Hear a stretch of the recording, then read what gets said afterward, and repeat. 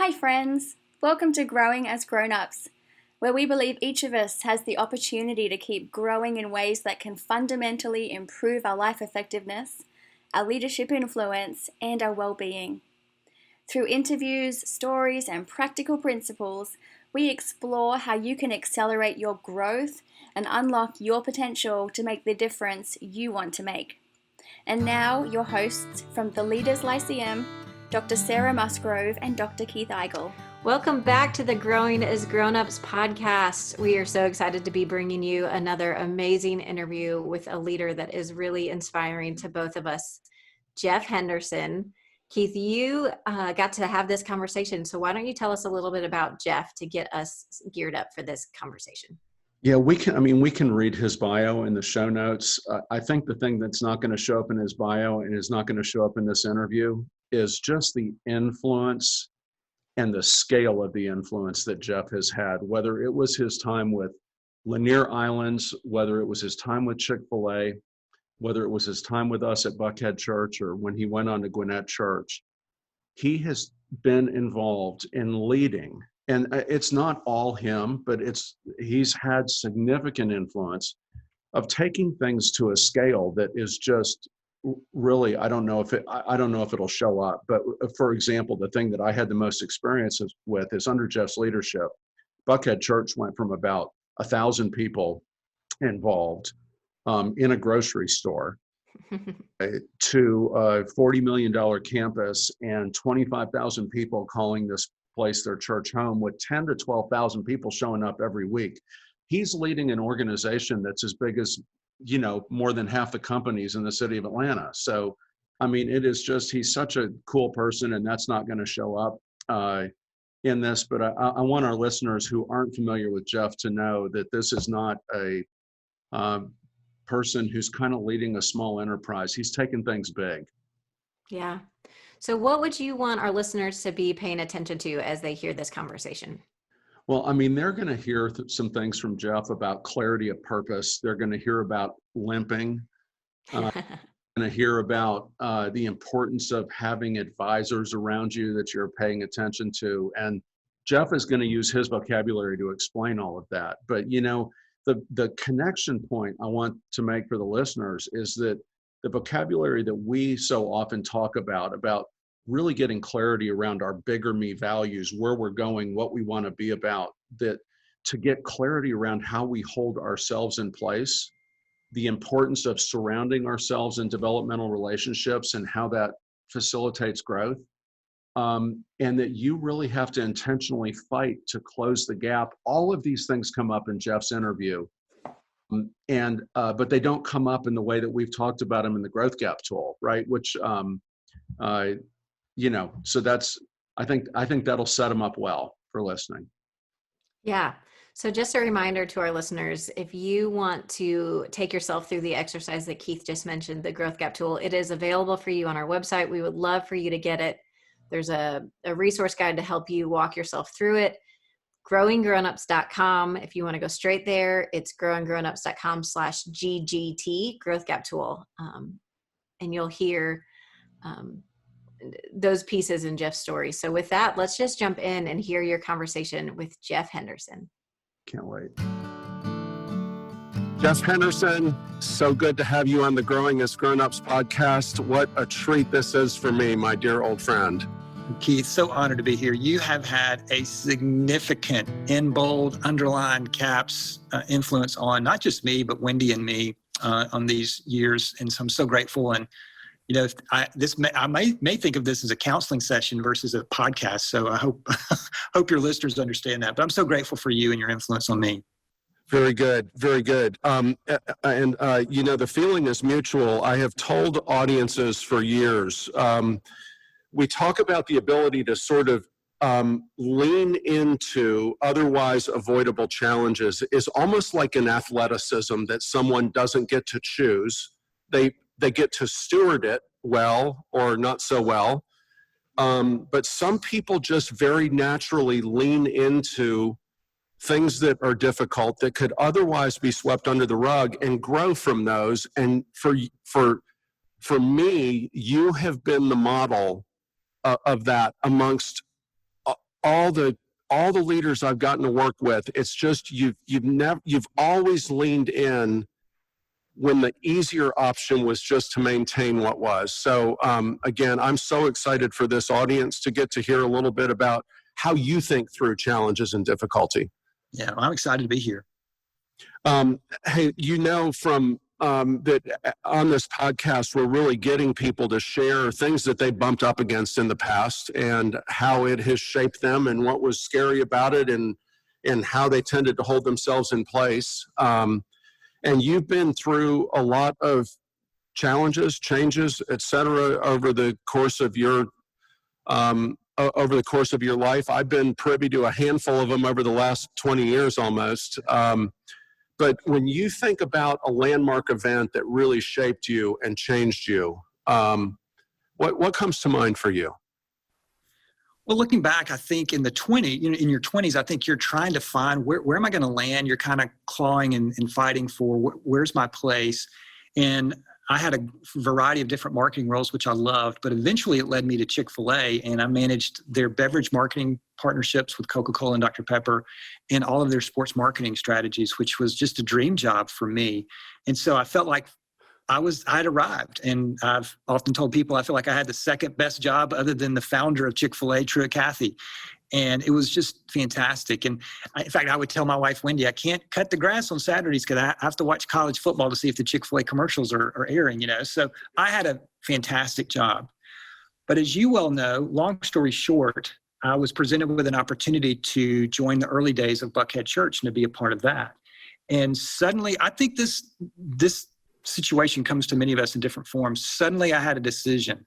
I could see where the career path was going at Chick-fil-A. I think Chick-fil-A is going to make it. I think they're going to be and they could, and they were so great to me, and I could see a career path.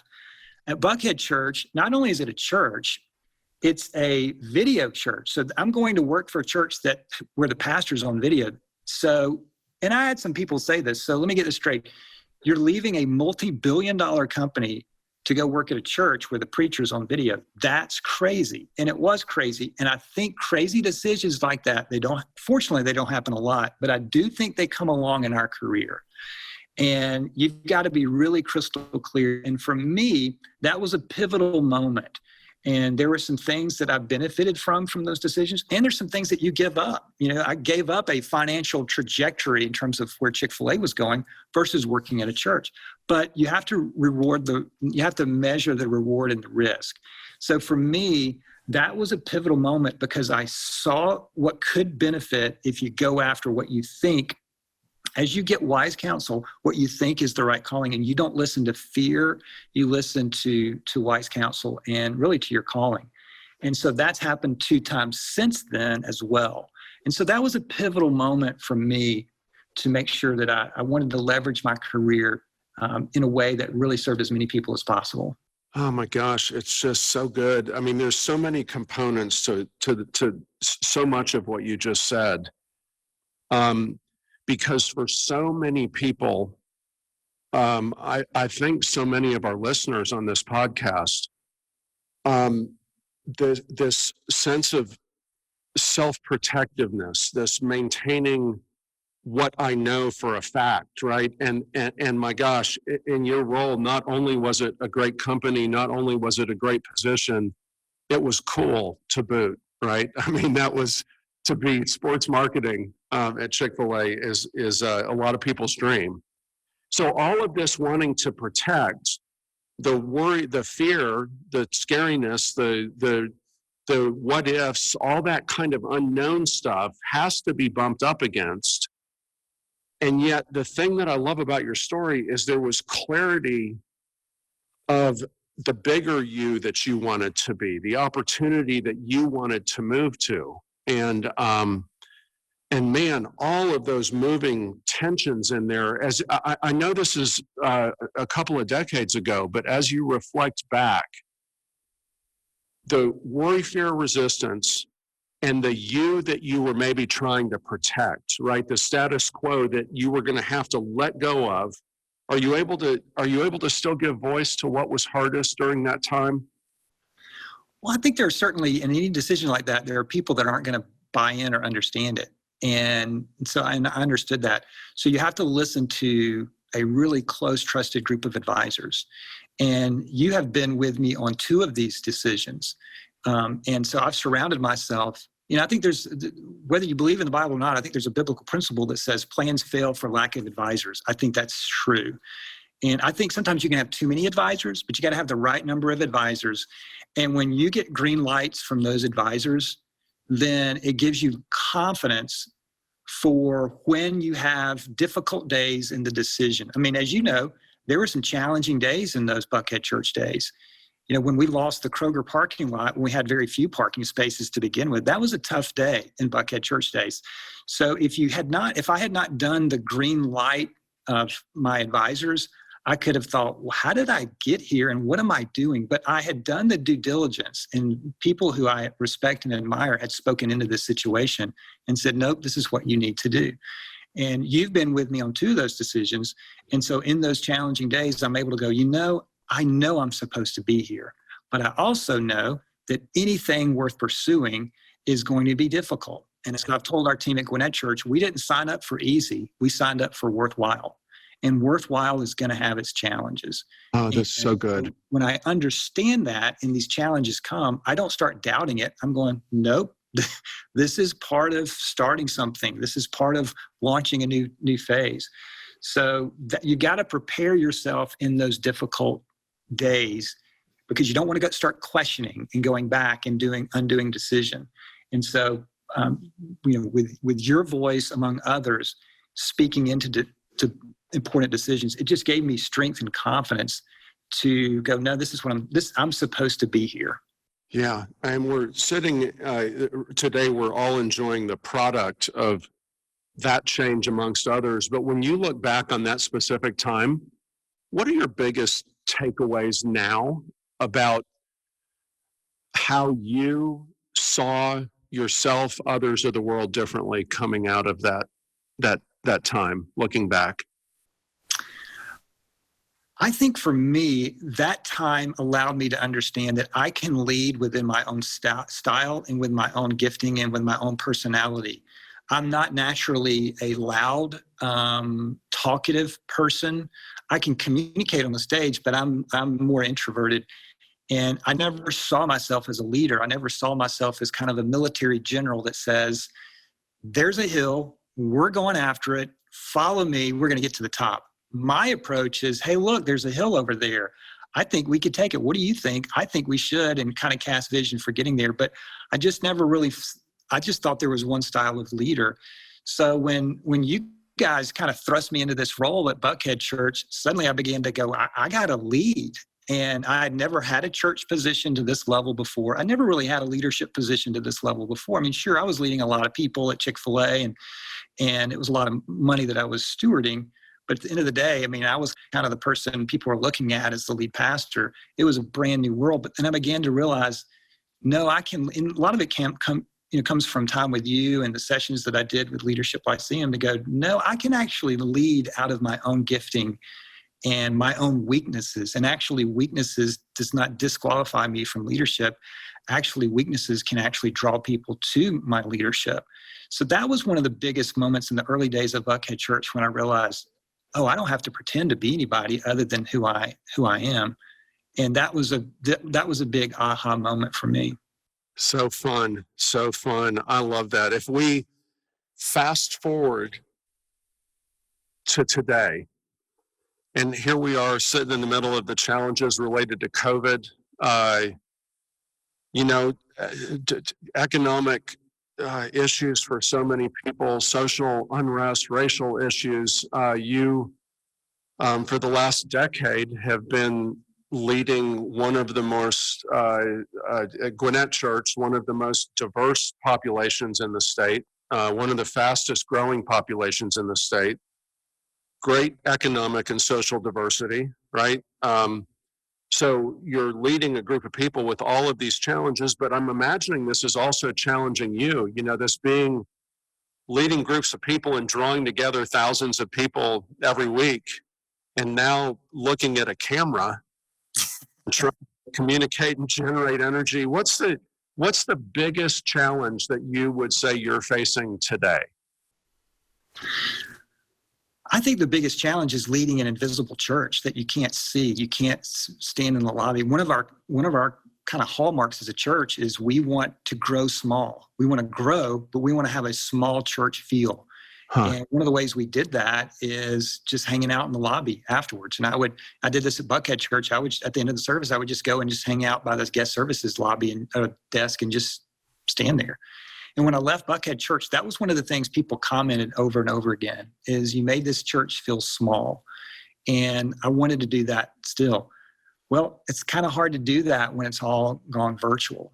But one of the things we did early on is we gave everybody we have over 4,000 financial contributors to our church. And we just spread out phone numbers to everybody on our staff and said, just pick up the phone and call them.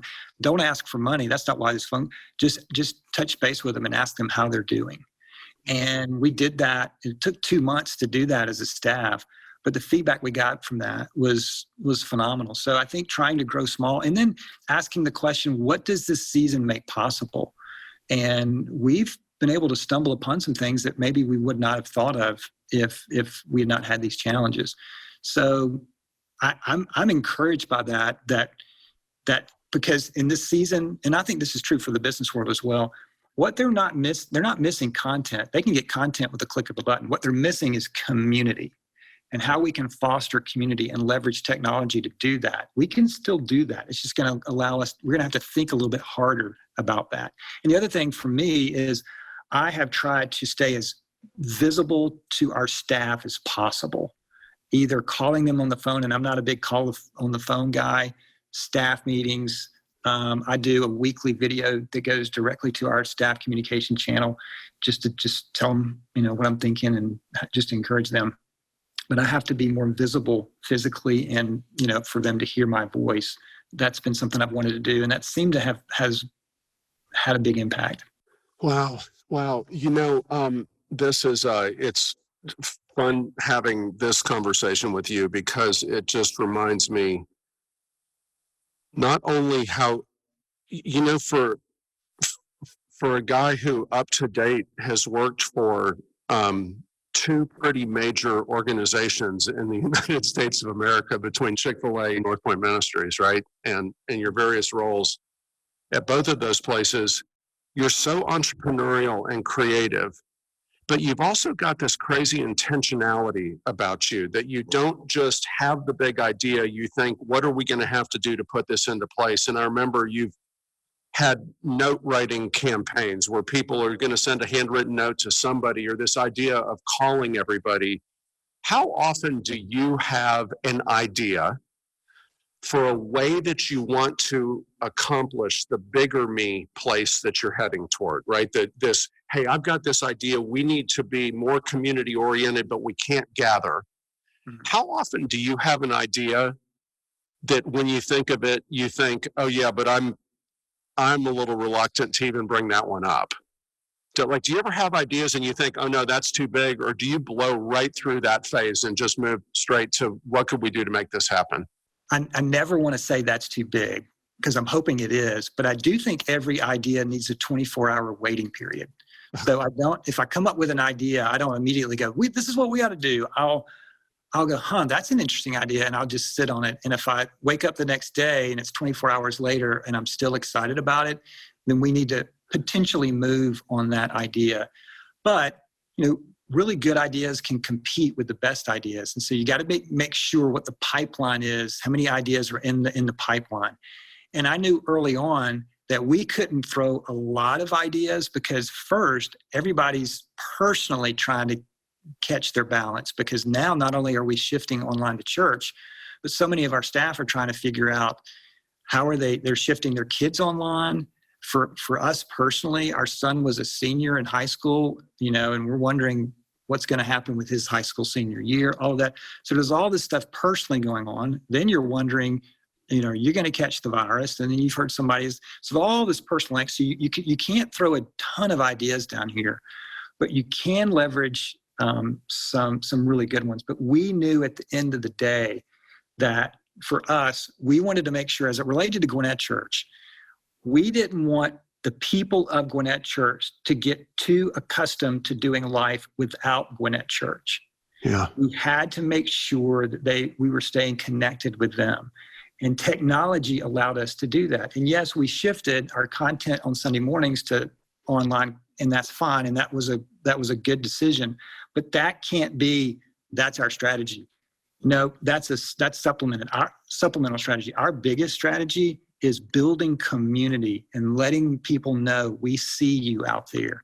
One of the ways we do that, Keith, is every staff meeting, we'll go to Instagram and search the hashtag for Gwinnett, and we just sit there and comment and like people's photos who've commented about our church or something that's going on.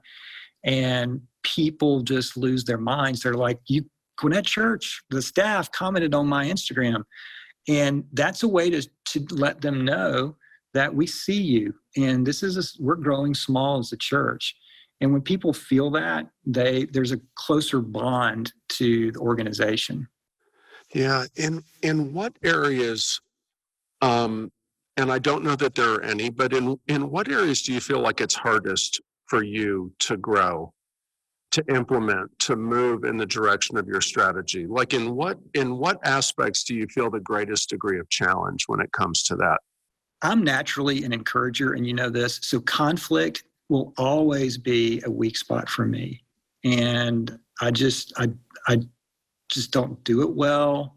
I'll probably do it better than I think. It's just so excruciating to me because I would much rather encourage and tell people that, because I look at life a little bit more, maybe too optimistic at times. But if I'm not careful, I can encourage someone down the wrong road. And so for me to be able to challenge people, and here was a big aha moment for leadership for me. I didn't know that if you gave people feedback and it was critical feedback and they didn't do this job particularly well, they would actually like that. I didn't know that was actually a real thing. I just thought they were kidding. And not everyone does, but so many people would say, oh, that's a gift because I didn't know that. But now that I know that, it's going to help me get better. And so I had to make the shift, and I'm making it every single day. It's not like I've turned the corner and I'm cool with conflict. But I saw conflict differently by seeing it as if I see something that someone on our team is doing that's not pushing us forward and not helping them, if I shy away from that, I'm being disloyal to them. And when I saw that as being disloyal to them, it really kicked in the true care and empathy I have for people to go, oh, I'm going to move toward that now because now I see it as a way to care for them versus a way to criticize them. And so but I'm telling you, I will always walk with a limp as it relates to conflict. Yeah, you and I are built, we've talked about this in the past, fairly similarly in terms of personality. You're a little more introverted than I am, but along the same lines. And for us, there's this not necessarily maintaining the peace, but wanting things to be easy, especially relationally, right? And a lot of times, I love the way you just talked about that whole segment because it was lens changing, right? There was a lens change in that when I give someone feedback that may be critical, that may be uncomfortable for me, the thing that would be easiest for me would just be to maintain my status quo and maintain and encourage, keep encouraging. That's what I heard you saying. But actually, the more encouraging, the more caring, in a way, response was to bump up against your own discomfort in order to give them something, and it changed the way you even saw the value in that. Am I getting that right? Absolutely. And it also applies to me as well, because, when you were speaking of ideas and trying to be as creative and innovative as you can, well, that comes with its own challenges. It comes with its own set of pathway of criticism. And sometimes when I felt like I've been doing some things, it's kind of maybe a little bit different than maybe, typical or whatever. And I feel like, people might be taking shots. A mentor of mine said, hey, that's the pathway of innovation. If you don't want to get on that pathway and get shot at, and that's, too exaggerated, but that's that's the pathway, buddy. So if you want to be this innovative idea person, then that's the road. And I thought, oh gosh, I never saw it that way. So it just comes with the territory. And it didn't make necessarily the criticism easier, but it allowed me to go, I know where it's coming from. And I still think this is going to be the right thing to do. So, and you have to make sure that when you're doing ideas, you're not doing new ideas for the sake of new ideas. There has to be a strategy behind it, and it needs to be in line with the vision and mission of any organization. If not, you can go off the rails. But when you're doing that within the context of any organization, you're probably going to get some feedback, and it's probably not going to be the most encouraging. So as an encourager, I like to encourage and to be encouraged. And so that criticism is going to come. So I walk with a limp on both sides of the equation on that. But again, I've been able to make the leap in my mind to go, no, this is the pathway of innovation, and I'm going to move toward that because I have a stewardship responsibility to this organization, to whatever organization I'm working for. And if it comes with, some criticism, then that's good. Some of the criticism is actually great and needed. I just got to make sure I'm listening to it. And the ones that aren't, I'm going to learn how to not listen to those. Yeah, Jeff, there's always been a groundedness in you. Now that you've aged up a little bit, it's as notable as it was when you were 35 or 30 or whatever it was at the time. And but this sort of groundedness in where you want to lead from, the values that are important to you, the alignment with this bigger picture that you just spoke about. That is the place that so many people who we have the opportunity to work with, and I hope so many of our listeners are struggling with this, not feeling like my personality, what others think, my income, my position, conflicts, being liked, all of these kinds of things are like these outside forces that we don't really control anyway. Right. But the goal so many of the things that you've just said over the last 20 minutes or so have been about, no, I realized that I had to own this. No, I realized that I had to do this. And this is the reason we started this podcast, is to encourage people who are earlier along the journey, right, to say, hey, this tension between where we're trying to be and where we are right now and what we're trying to protect, and the worry, fear, and resistance, and our natural ways of, I love walking with a limp, right? And we've got different limps. Sure. But that this never ends. There's the opportunity to keep growing. And so we want people to have courage that they can take the steps, take the challenge, seek counsel, do the things that they need to do to move in a direction where they begin to own for themselves more and more of who they are. Mm-hmm. Mm-hmm. And so, as you think about, and my gosh, you've just, folks listening in, if you're not familiar with kind of the North Point Ministries model, the average age of most of the staff is it's young. I mean, we got a few people that are 40s, 50s, and beyond, but for the most part, it's a really young group, very much understanding the world from the outside in and feeling stuck a lot. What advice would you have for folks in their pursuit of growth at this stage in your journey? Fight for your emotional health. And I'm all for, studying and going to college and all that. I'm all for that, because I'm talking to a doctor here, by the way, Dr. Keith Eigel. But so all that's important, but you can have all that. And if you are imploding on the inside, it will, just give it enough time, it'll catch up to you. And when I say fight for your emotional health, it is a fight. It's a battle. And one of the best gifts that I've been given is really through you and through David and Scotland and Rocky, in terms of that advisory group. That advisory group has allowed me to fight for my emotional health. And there would be some things I would say out loud that I'm like, now that the words are coming out of my mouth, why am I even bothered by that? And then you guys would say, why are you even bothered by that? There are other times when you would go, no, that's valid. You need to pay attention to it. But I say all that to say, fighting for your emotional health. And that means being emotionally aware, understanding what it's like to be on the other side. I mean, the question we ask around here is, what's it like to be on the other side of me? All that's really, really important. And it seems kind of wishy-washy, soft. Does that really matter? I'm telling you, if you ignore that, just give it time. It will catch up to you. And again, as I mentioned, the word fight is a really important word, because when it comes to growth, we don't naturally trend toward health. I don't naturally at night grab a bowl of broccoli. I naturally tend toward a bowl of ice cream. That's the natural drift. And so and that's why the work you're doing is so important, why this podcast is so important, because I think sometimes we see the highlight reels of leaders and we don't really understand the war it is internally. And that's the thing I've experienced in these 20 years. It is a war, but the biggest war is me and what's going on inside of me. It's not the person outside of me. It's what's going inside of me.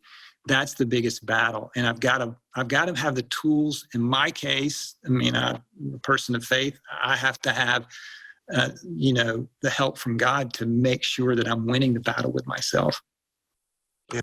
Oh my gosh, Jeff, that is just this idea of fighting for your emotional health, and it triggers a lot of things in my mind. But over the years, all the people who've come through our programs, we've seen so many people who are stuck. They're in over their heads. They're feeling stuck, and they don't know what to do. But this fighting is such a proactive word, right? It's not a passive word, and it's not a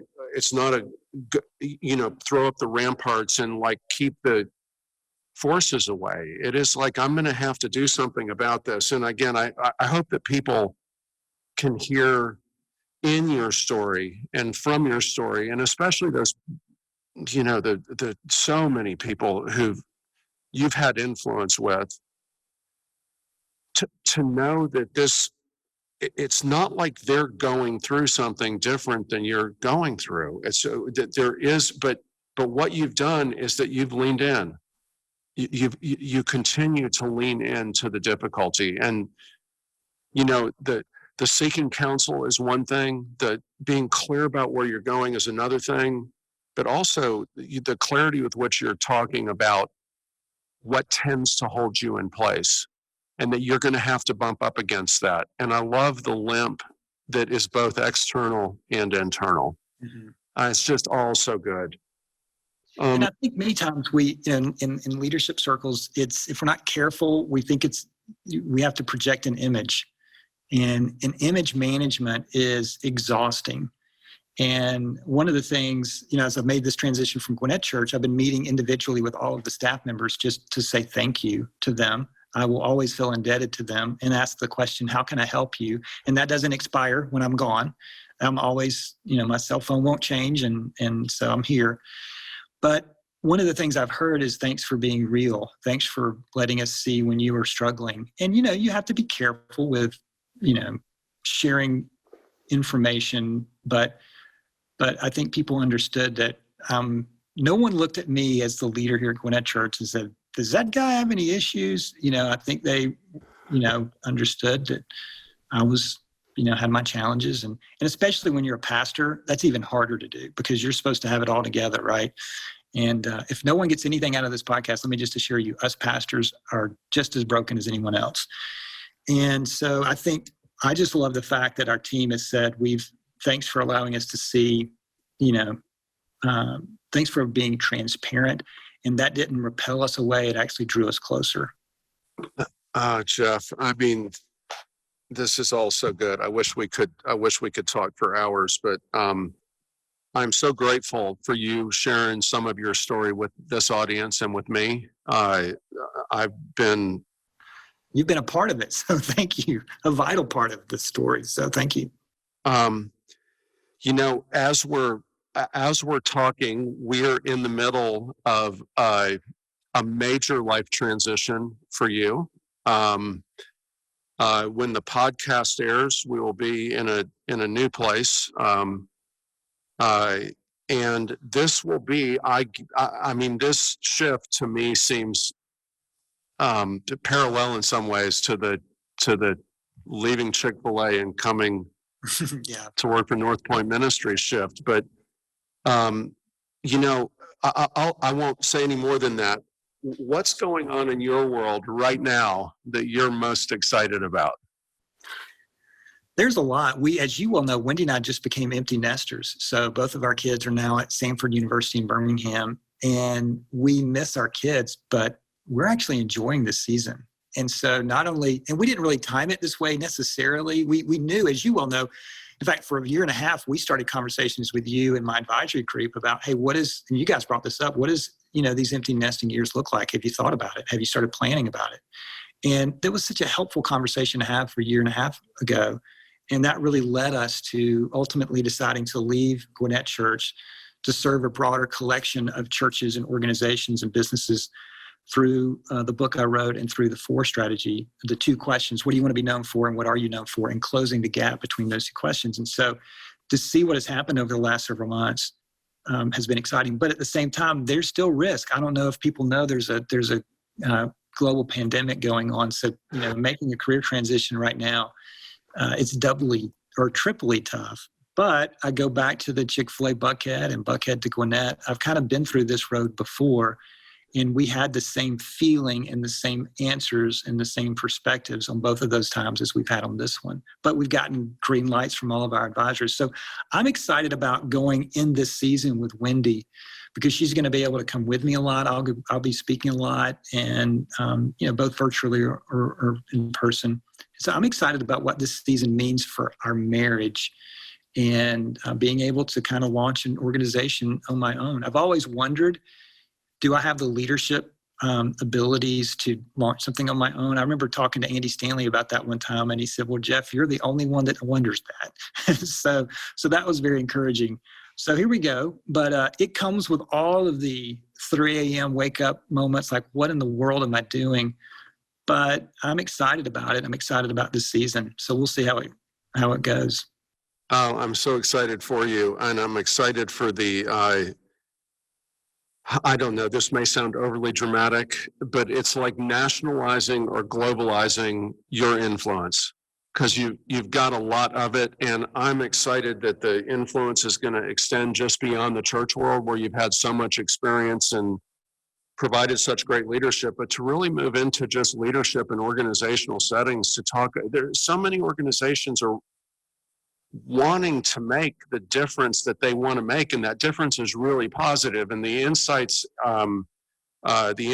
in 4, which is what I call the book. And by the way, you are a brilliant writer. I hope that is not your lap. And folks, if you have not read this, I would encourage you to read 4. It's actually Know What You're For, and then there's a subtitle to it, but the 4 is in big letters. And please, if you haven't read this book, take a look at it. Well, I agree, Creed. I think, in organizations, it's interesting how we theme, the business world is for-profit and church world is nonprofit or not-for-profit. And over here we have purpose and over here we have profit. The exciting thing to me, even in challenging days, is that I think purpose and profit will travel together. And the more you clarify that purpose, you will grow the bottom line. We're seeing that in marketing research. The younger the demographic, the more they're saying, what is your organization doing to help make the world a better place? So it's just no longer about being the best company in the world. It's about being the best company for the world. I'm just so excited about that message for the business world, because I think for some way, it seems like that's a message for the nonprofit world. And while it still is true, it is not exclusive to that world.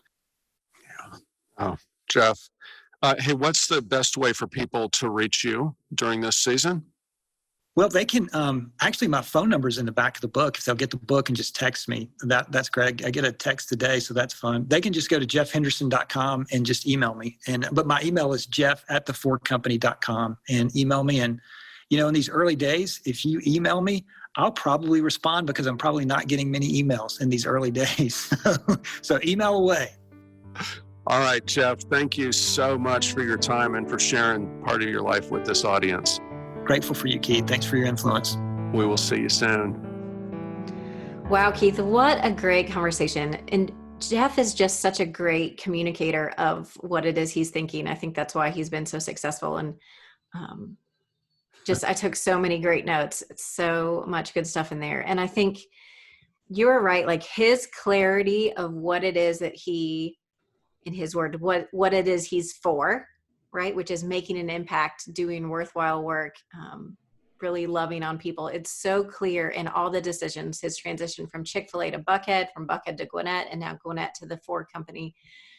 Like he just really is clear on what he's doing, but he's also so honest about the fact that there are things inside of him that make it difficult. You know, when he talked about walking with a limp, and I resonate with that so much because I'm guessing he's a feeler in the personality model that we use, like both of us, that it's like conflict is really hard. Like saying hard things to people is hard, and being told hard things, receiving it is hard, especially when it's work that's so personal. And that he owns that and just acknowledges, like, I don't want to let my innate encouraging bend keep me from doing the hard things that need to be done in leadership. So I thought that was really great to hear from him, that it's not just easy all the time. Yeah. And Sarah, do you know, I mentioned this at the front of the interview where I kind of told him he's been an exemplar for me in front of audiences for years, that he's the guy I'm thinking of, even if I don't mention him by name. And one of the things that I noticed about him so early on is that there wasn't a challenge for him that he did not just sort of naturally lean into. He just bumped up against the anxiety, the worry, the fear, the resistance, all these things that we talked about, in a way that I was like, oh my gosh, that's how everybody needs to be doing this. We don't need to run back to our little shell and try and protect our reputation, or even, as Jeff talked about it, we don't need to protect that we're always going to be an encourager, right? That conflict, even though it's not easy for me, is something I need to lean into. And I think Jeff does that better than most. But I think the thing that, I always want to focus on is this is something all of us can do and can learn to do. And it may take a little bit more of a support system or a little bit more intentionality for many of us. But boy, when he talked about fighting for your emotional health, and when he talked about just, it was almost implied that you were going to push through the things that were difficult, the things that you were bumping up against, your worry, fear, resistance. It was almost implied that, well, of course you do it. I mean, you get the counsel of some people, but you just lean in. Yeah. I have a couple quotes that he said that support all of that. And just to tag on that very last thing you said, he said, we don't listen to fear. We listen to wise counsel, right? And just that acknowledgement of those fears will be there, right? But I'm choosing to not listen to them. That's exactly this idea of leaning into the challenge. And this was from his story of when he left this dream job at Chick-fil-A. And like you said, he was probably in his 30s. And so the wise counsel then was really helping him make that shift and cement who he was going to be in this season of his life. But even now, he's talked about the importance of counsel to really kind of support the decisions he's making. And then I think my favorite thing from his interview was when he was talking about anything worth pursuing is going to be difficult, and that we didn't sign up for easy, we signed up for worthwhile. Like, I want to just paste that on my wall. I didn't sign up for easy, I signed up for worthwhile, because that's when you're like, okay, it's worth it for me to keep going, because it is in pursuit of this bigger me, this thing I want to be about, rather than just wanting it's hard. Okay, I just want to quit. I know. And Sarah, you and I both know this. We've made a career out of this. We've got paid the price of PhD, dissertation, doctoral coursework, all that kind of stuff in this. And we're standing on the shoulders of some great people here. But the deal is to continue growing as a grown-up is tough work. Mm-hmm. It's not easy. It's mm-hmm. and the fact that it is not easy is why I think so many people wind up saying, okay, it's hard enough, and I've worked the journey far enough, and they find themselves stuck. Mhm. And yet this nagging worthwhileness, this pull to be more, it is still present for all of us. Yeah. And then what are you going to do with that tension? Right? And Yeah. you're not going to deal with the tension. You're going to have to find some way to numb it, sweep it under the rug, or forget about it. And we've made a career out of trying to move people off of that place and say, this can actually be energizing. And you can hear it in Jeff's voice, even when he talks about it, even as you can feel a little bit of the anxiety of what he's about to jump into next, right? Yeah. Yeah. I mean, when he talks about at the end, this importance of fighting for your emotional health, right? And he is somebody that both of us look at and acknowledge as it just comes more naturally to you. Like you just know you're going to push through, as you said. But even him saying it's a fight, like I have to get up and choose this. I have to lean in. It's not easy for me. And you think about the elite athletes, we talk about the parallels between developmental growth and developmental fitness with physical fitness, right? It's the people that are running the Ironmans. It's still hard for them. It still hurts their body. It still is a challenge. And when he says at the end, it just warmed my heart. He said, when it comes to growth, we don't naturally trend towards health. At the end of the day, I don't choose a bowl of broccoli over a bowl of ice cream. I want the ice cream, but we have to make those hard choices. And that really is kind of a funny picture of the bigger me and smaller me values, right? Yeah. Bigger me, I want to be a person who wants to eat broccoli. Smaller me, I want to eat the ice cream because it's comfort food. And we have to just decide we're the broccoli people, right? We're going to be the ones to lean into the challenge and do the hard work in honor of the thing that we recognize is worth it. Oh, I love it. That was one of my favorite parts of the interview as well. My other favorite part of the interview was the clarity with which he understood walking with a limp. And then he started like limping with both legs, because not only is it an external limp, it's an internal limp, right? I mean, Yeah. just, and do you know, I think for most of us, it takes such courage to actually name that stuff. But he also tied this to the authenticity and vulnerability and the way people perceive this as strength. Again, just thing after thing after thing through this interview just kept adding up to a growing person. Yeah. I think, again, there's so many quotes that the last one I think I'll share on the heels of that one is where he said early on, weakness does not disqualify me from leadership. It draws people to my leadership. And I think we've talked about this in some other places, that vulnerability so many times people think makes them seem weak. But him being able to say, this is hard for me. Like I'm struggling with this too, drawing on wise counsel. And at the end, when he talks about how many people have thanked him for his authenticity and how that has made him a leader that people wanted to follow, I just think how beautiful that is. Yeah, it really is. And I think as we kind of wrap up this segment, there are times that I see someone, listen to someone, watch someone like Jeff, and I even catch myself getting into this place where it's like, I'm just not built like that. I guess that's not my destiny in some way, right? To have that kind of influence, to make that kind of difference. And it would just be easier to kind of settle. But settling is not growing. And I think the thing that I want to just emphasize for our listeners is that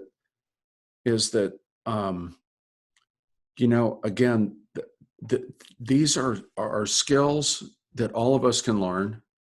But they're not exactly second nature for most of us to put our finger on. And so I know you brought up the Growth Gap tool kind of at the front end of this thing, but we have designed this tool. Again, there's no charge on this. Just go download it and read the PDF and work through it. Because what this tool does is enable people to really name for themselves, maybe coming from an entirely new place, what really matters to them, the difference that they want to make. And it doesn't need to be to start an organization that tens of thousands of people follow. right? It doesn't need to be that. It could be wanting to have a different kind of influence with your children. It could be wanting to have a different kind of influence with the 12 people you lead in your organization that you care about them. But this will give you an opportunity to name this thing with a greater level of clarity, to figure out what your limps are, right? Because once we can name them, sharing those with people is just a step of courage. But a lot of us don't even know how to name them. And then when we can figure out what are the tendencies we have that tend to hold us in place, when we start naming these 3 vital components to growth, there are ways to take steps to lean in and grow. And it was just such a pleasure for me. It was such a privilege for me to get to hear Jeff kind of share his story and hear and see all of those pieces in the interview. So good. Yeah. Always so good. Yeah. So let me just say one other thing, for the people that do want to start on this journey themselves, the people like you and I who are not just naturally built like Jeff and the other leaders we've had on this podcast so far, we also have just launched. Keith, are you so excited about this? We have launched our first online class, and we would love for you guys to come. It is specifically focused on how you can lean into the challenges in your life and use those to accelerate your growth. So it's taking the Growth Gap tool, and it's taking a bunch of our other core curriculum things that we've been doing with leaders for years, putting them in little bite-sized bits online.